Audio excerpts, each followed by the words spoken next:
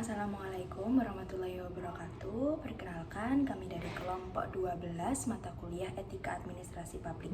Di sini kami akan memaparkan hasil wawancara kami mengenai etika profesi guru. Sebelumnya, perkenalkan, nama saya Novita Ardiana dengan NPM akhir 176. Perkenalkan, nama saya Salsabila Sofira Nazain dengan NPM akhir 200. Perkenalkan, saya Perjuan Nirmalasari dengan NPM akhir 201. Apa itu etika? Etika merupakan ilmu yang mempelajari mengenai sikap dan juga kesusilaan individu dalam suatu lingkungan sosial, di mana lingkungan tersebut penuh dengan aturan dan juga prinsip mengenai apa yang dianggap sebagai perilaku yang benar. Selanjutnya adalah apa itu etika dalam profesi. Menurut Lubis tahun 1594, etika profesi merupakan suatu sikap hidup yang mana berupa kesediaan dalam memberikan pelayanan secara profesional terhadap masyarakat dengan keterlibatan secara penuh dan juga keahliannya sebagai dalam rangka menjalankan tugas. Dari pendapat Lubis tersebut, maka dapat disimpulkan bahwa etika profesi merupakan pedoman dalam bertingkah laku, baik dalam lingkup dunia kerja maupun dalam kehidupan sehari-hari, demi mewujudkan ketertiban dan pelayanan yang baik bagi masyarakat. Nah, dari pembahasan sebelumnya, di sini kita memiliki 3 poin pembahasan dari apa itu etika terhadap seorang profesi guru. Yang pertama yaitu guru berbakti untuk membimbing peserta didiknya untuk membentuk manusia Indonesia seutuhnya yang berjiwa nasionalis Pancasila. Poin kedua adalah guru memiliki kewajiban untuk melaksanakan kejujuran dalam profesionalismenya. Dan yang terakhir adalah guru berusaha untuk memperoleh informasi tentang peserta didiknya sebagai bahan untuk melakukan bimbingan dan juga pembinaan. Perkenalkan dulu, saya Salsabila Sofira Nazain dan juga saya Novita Ardiana. Saya Budia ya. Untuk pertanyaan yang sudah kami siapkan, teman saya silakan.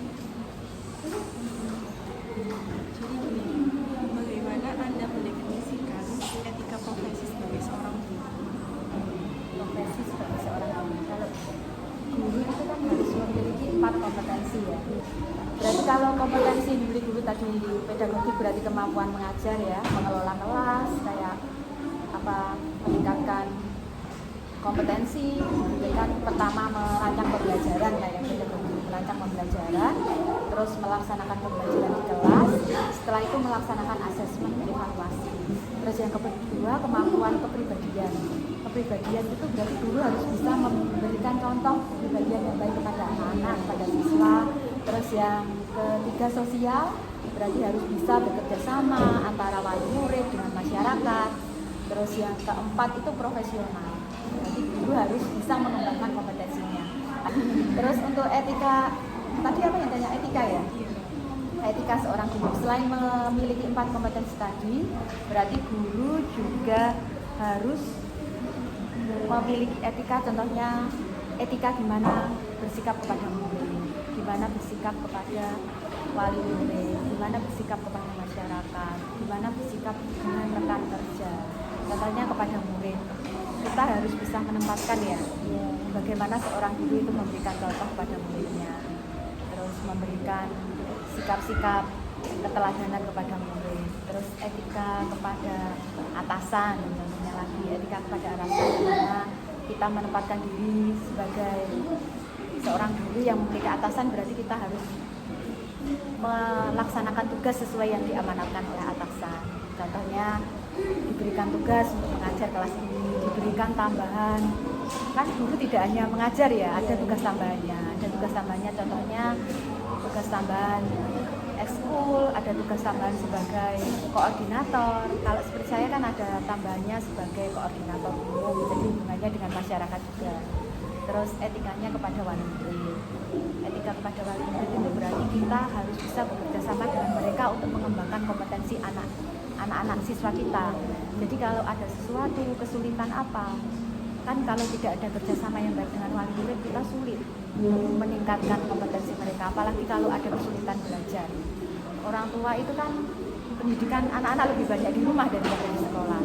Terus kepada masyarakat itu biasanya ada kerjasama dari pihak kayak puskesmas, kita kerjasama dengan puskesmas, kerjasama dengan polsek, kayak kemarin imunisasi ya, itu kan kerjasama dengan puskesmas kan, masyarakat juga ya. Terus polsek kemarin pendidikan anti bullying untuk anak-anak itu datangkan Pak Babinsa sama petugas dari Polsek Rungkut ya. Terus ada kerjasama dengan badan usaha seperti contohnya kemarin ada Nestle, Denko itu memberikan penyuluhan gizi yang sehat, makanan yang sehat untuk anak-anak. Terus etika kepada teman sejawat, gimana kita bekerja sama untuk meningkatkan perkembangan sekolah agar sekolah ini bisa maju. Jadi sekolah bisa mengoreksi dirinya, oh masih kurangnya apa tahun ini, kan biasanya dirapatkan dengan teman-teman. Saya juga mau tanya gitu ya, itu kan seorang guru biasanya tugasnya tidak hanya mengajar kan, apalagi di rumah pasti mempunyai kesibukan lain. Nah itu saya ingin bertanya, gimana cara ibu itu mengatur hal itu semua agar tidak mempengaruhi profesionalisme ibu sebagai seorang guru? Kalau sebagai guru berusaha menjadi guru yang profesional, setidaknya contohnya saat kita berangkat ke sekolah, kita kan niat bekerja, niat ibadah, mendidik anak-anak supaya mereka bisa menjadi generasi penerus masa depan ya. Jadi saat kita sampai ke sekolah, kita nggak usah bangga. Contohnya di rumah, stres mikirkan apa ya, terus di sekolah ya hilang stresnya. Kita konsentrasi kepada anak kita. Jadi jangan mencampurkan antara masalah pribadi dan masalah sekolah, masalah tugas sekolah. Terus memanajemen waktu. Kadang kan tugas guru sekarang kan buahnya administrasinya, ya, bukan hanya mengajar, administrasi. Kalau kita nggak bisa menghandle itu, mungkin kita stres memikirkan tugasnya. Apalagi kalau kota Surabaya ada kayak isi tugas-tugas yang lain ya, barangkali kayak tugas tambahan itu bisa ngisi tim, untuk tunjangan kinerja pun kan juga ada laporan-laporannya. Untuk pertanyaan yang terakhir ya Bu, bagaimana menurut Ibu jika terdapat seorang mungkin guru atau kayak teman seprofesi gitu yang melanggar tugasnya gitu? Ini contohnya seperti apa?